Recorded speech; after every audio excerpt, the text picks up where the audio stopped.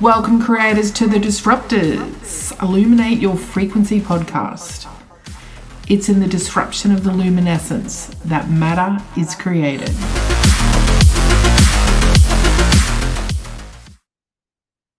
Happy versus sad. Sounds pretty basic, right? Happy versus sad.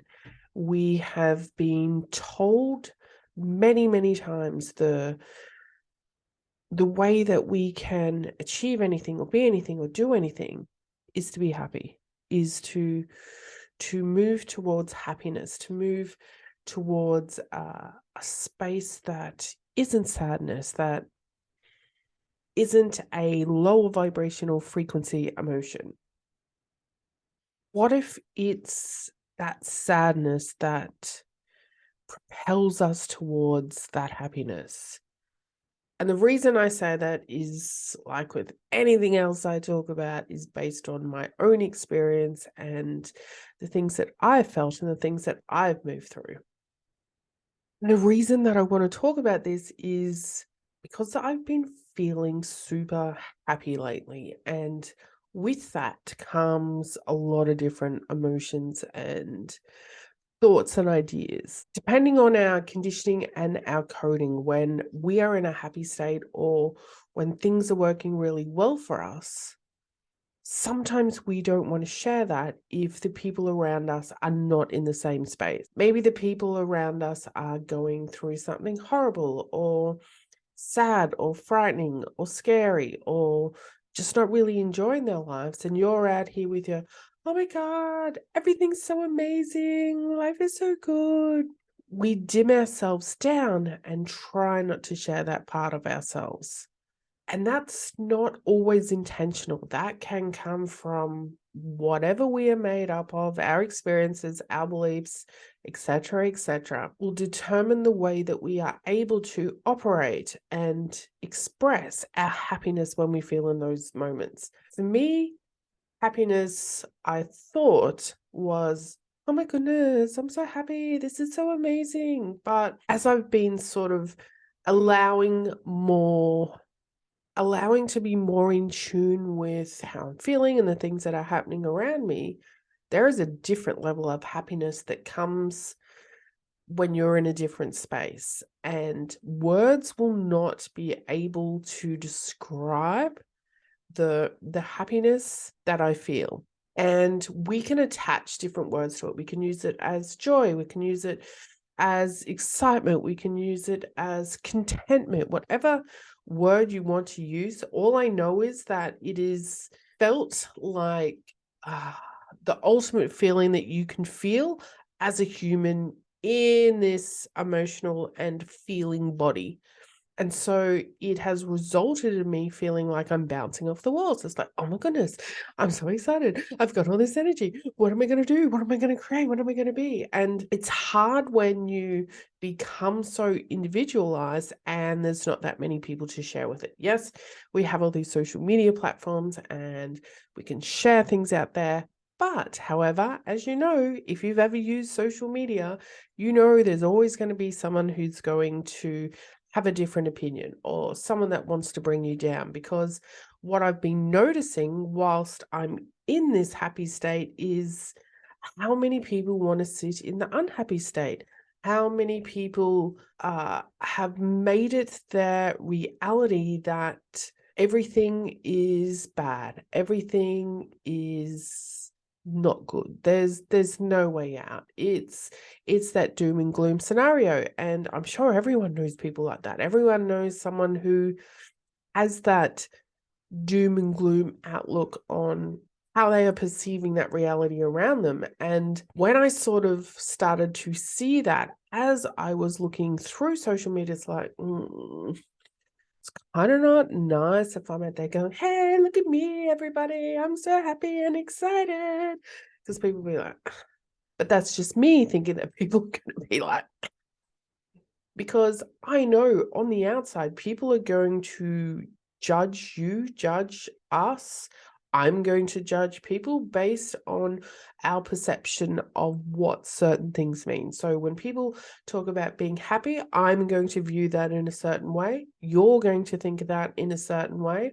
And there's nothing wrong with that. It's just being able to fully express ourselves in whatever way we want to express ourselves. So to me, if we are in that super happy state and we are dimming that down because we're worried about what other people think or how they might react to what they're going through or their doom and gloom, well, honestly, that really has nothing to do with you.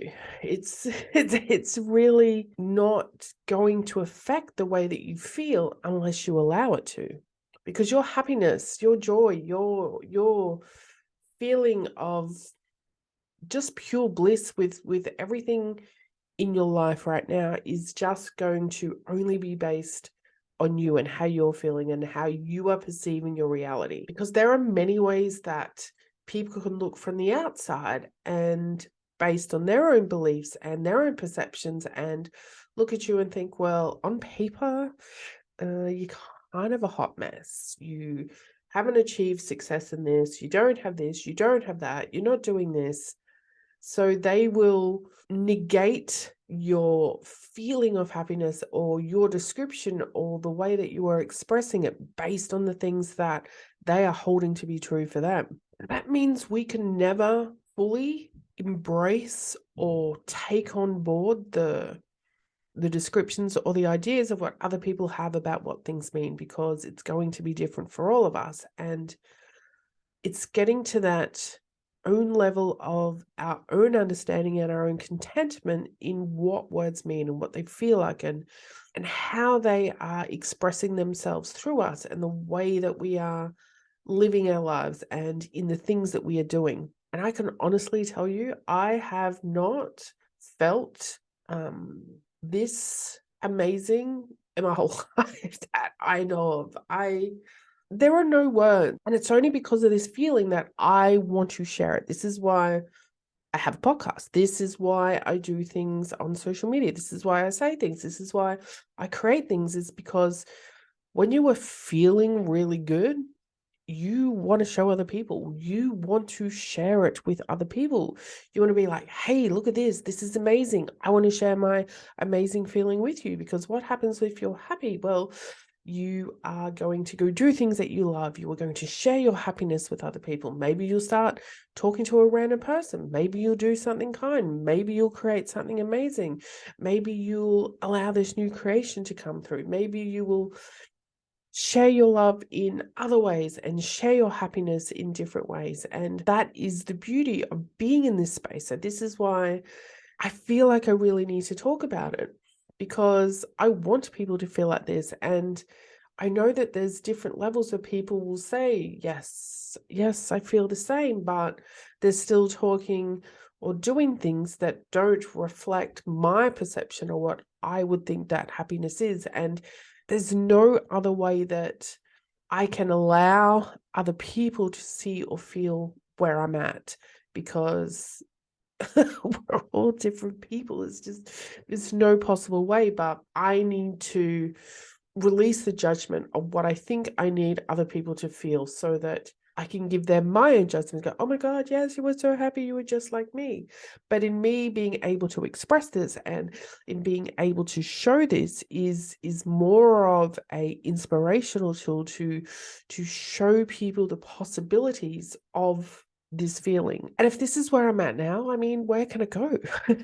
And I know we have that perception, well, everything that's up must come down. And that's why I call this podcast Happy vs. Sad, because we have this perception and this belief that if you are happy, then eventually it's just all going to collapse, that eventually you're going to come back down so that you can come back up. I understand this theory. I understand the thought behind it and the idea of coming down in order to come back up. And as someone who has been down in that very low level, who has sat in the depths of grief and sadness and pain and anger many, many times it is, well, there's two things I want to talk about how it drives us. One of them is the power that sadness or grief or that low level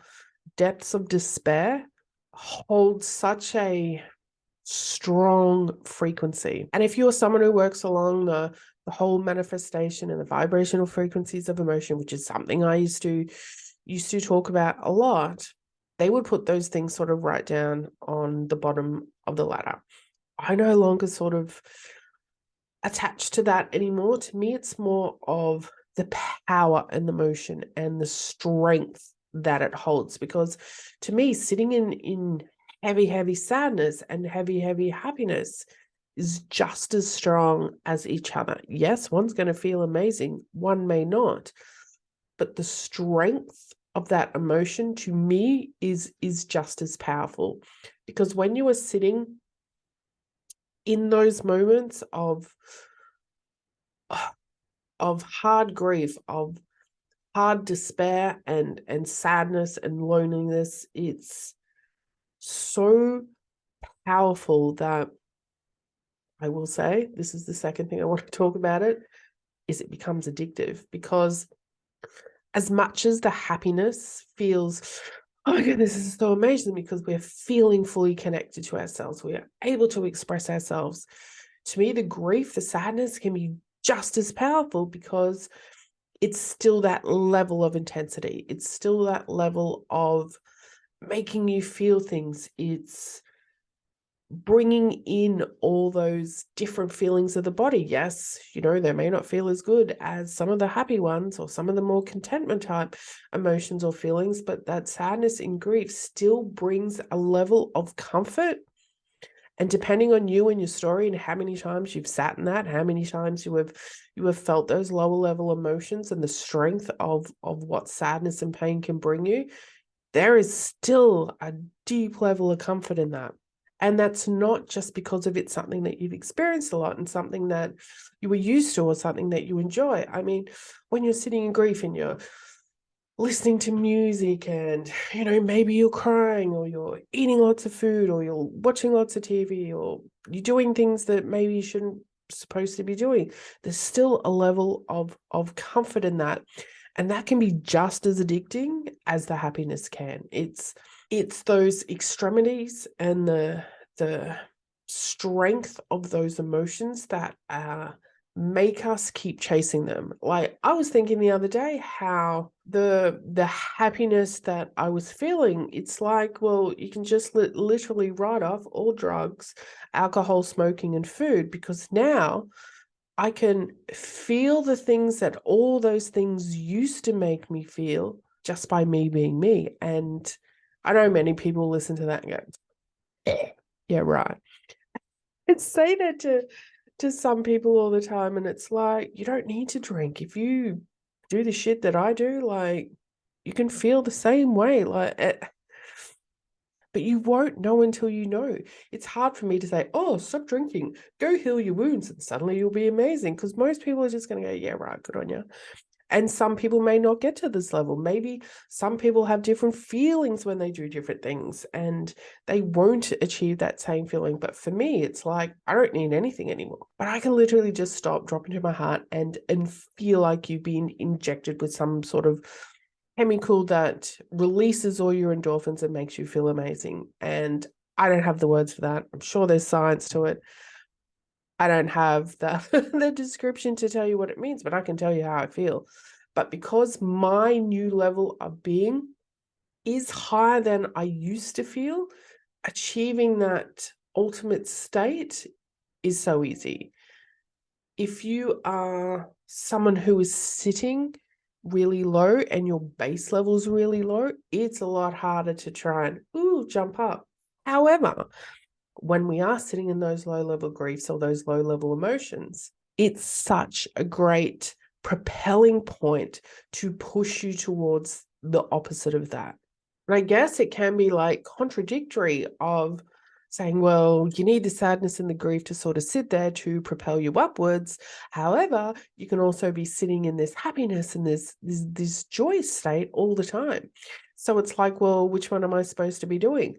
Well, I'm going to tell you how it's been for me. And I know that using the sadness, using the grief was the initial driving force towards trying to not feel that all the time, even as addictive as it was, even as comforting as it was to be in sadness, but still allowing it and feeling it when I needed to allow me to feel the intensity of that emotion and realize and want something different, but with that intensity, and be able to allow whatever it is in my experience to bring me closer towards that same intensity, but with a more joyous feeling.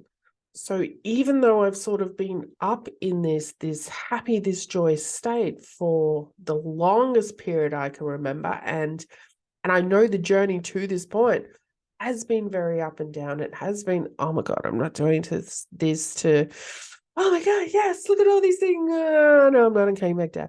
I'm coming back up. And that created the belief, you're going to be up, you got to be down, you got to be up. Whether it's true or not, I can tell you that those up and downs have now driven me towards this new sort of level of being. And based on the fact that we are consistently changing our thoughts and the reality that we have created around us, moving towards those things do suddenly start become more of our natural state of who we are. So there are no longer those deep dive moments that I need to propel me up, because it's like, well, I'm up here. It's kind of cool up here. How do I stay up here?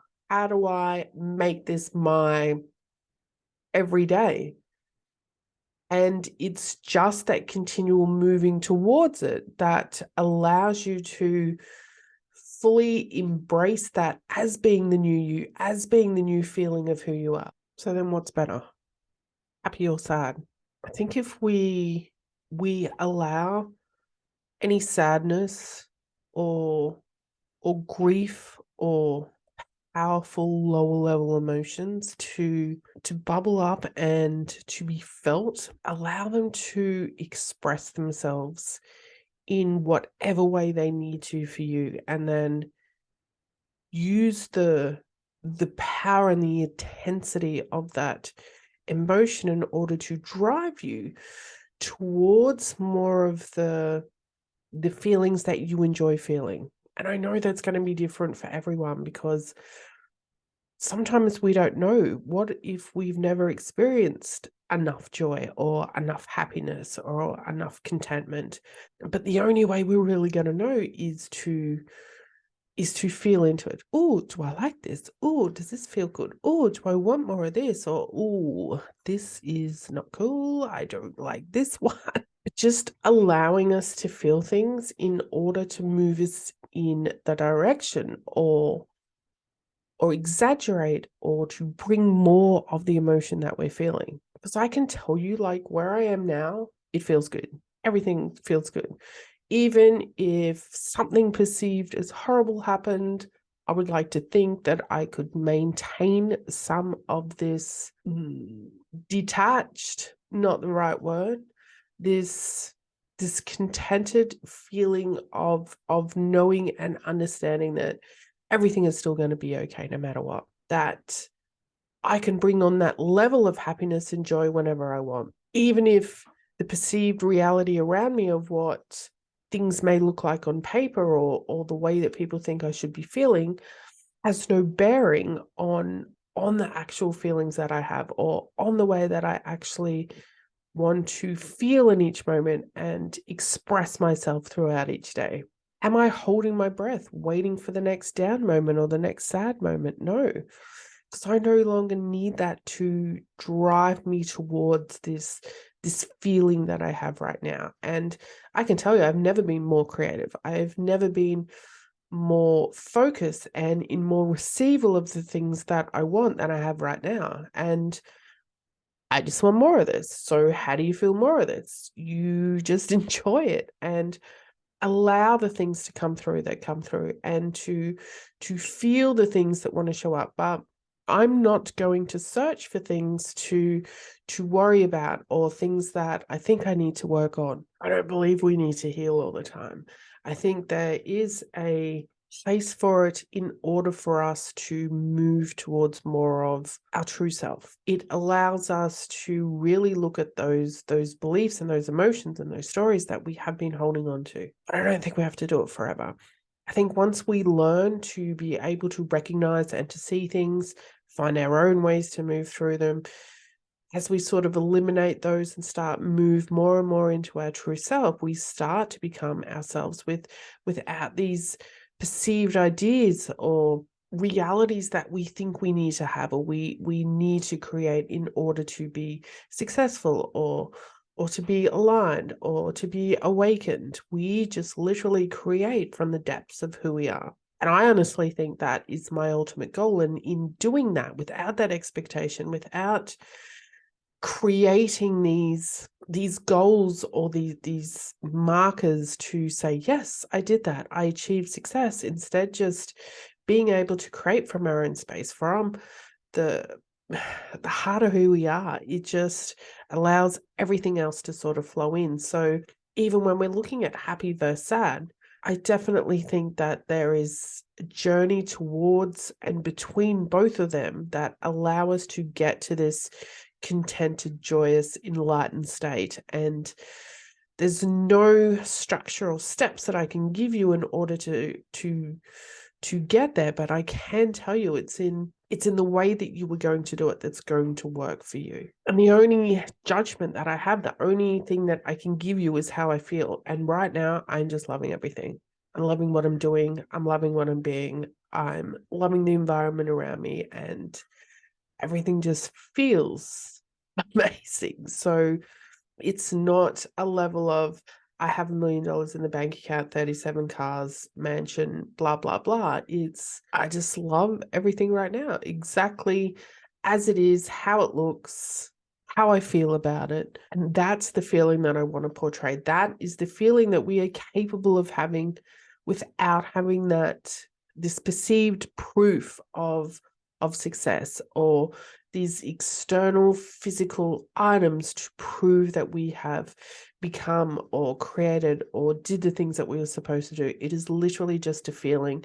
And I think our feelings is something that we can really look at and really allow to become exactly, and it is literally a feeling. And if we are in this reality of this matrix of energetic codes that we are creating, then don't we want that feeling to be enjoyable? Don't we want that feeling to be something that we want to experience? So it doesn't matter where you are or what you are feeling. It's more of just finding a way for us to get to the place that feels good, getting to your happy place, to the place that feels good for you, without someone else's description or idea of what that looks like. You are going to be the only person who's going to know what that actually is and what that looks like for you. But even if you are sitting in that sadness, it doesn't matter. Sadness is still a powerful emotion. You can still power yourself from that sadness, from grief, from anger, and you can allow it to show you the things that you need to dissipate in your world, the things that you are holding on to into your reality, to allow you to move towards more of that feeling that you really, really want. Me and my excited self will see you next week.